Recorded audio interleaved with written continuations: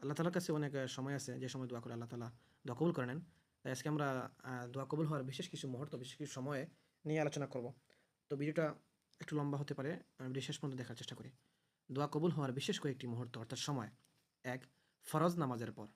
অর্থাৎ ফরজ নামাজের পরে আপনি দোয়া করবেন। এই সময় দোয়া কবুল হয়। ২. শেষ রাতে অর্থাৎ তাহাজ্জুদের সময়। শেষ রাত্রে বলতে তাহাজ্জুদের সময় দোয়া করলে অবশ্যই দোয়া কবুল হয়। তাহাজ্জুদের শেষ মুহূর্তে দোয়া করলে দোয়া কবুল হয়। ৩. রমজান মাসের দিবারাত্রির সময়, সবসময় দিবারাত্রির সবসময়, বিশেষভাবে ইফতারের সময়। এটা রমজানের জন্য খাস। রমজানের প্রতি মুহূর্ত রহমত বরকতে ভরপুর। এজন্য রমজান মাসে দিবারাত্রি যেকোনো সময় যেকোনো মুহূর্তে দোয়া কবুল হয়। বিশেষভাবে ইফতারের সময় দোয়া কবুল হয়। সাহরির সময় দোয়া কবুল হয়। ৪.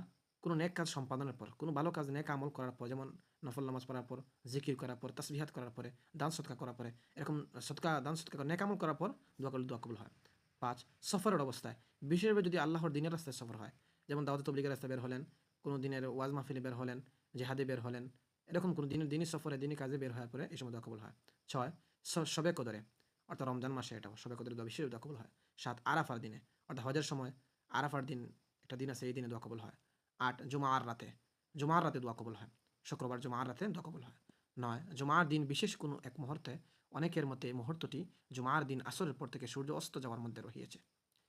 অর্থাৎ জুমার দিনে যে কোনো একটা সময় আছে, এই সময় দোয়া কবুল হয়। আর সেই সময়টা বেশি অনেক উলামা কেরামের মতে আসরের পর থেকে সূর্যাস্ত হওয়ার আগে। ১০. জুমার খুতবা শুরু হওয়া থেকে নামাজ শেষ হওয়া পর্যন্ত, তবে খুতবা চলাকালীন দোয়া করলে মনে মনে করতে হবে, অথবা ইমাম খুতবার মধ্যে যে দোয়া করবেন তাতে মনে মনে মুখে কোনো প্রকার শব্দ না করা ছাড়া আমিন বলতে হবে। এই হলো দোয়া কবুল হওয়ার বিশেষ কিছু মুহূর্ত।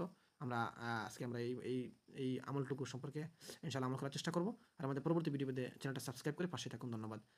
লাইক, কমেন্ট, শেয়ার করে অন্যকে দেখার সুযোগ করে দিন। আসসালামু আলাইকুম ওয়া রাহমাতুল্লাহি ওয়া বারাকাতুহু।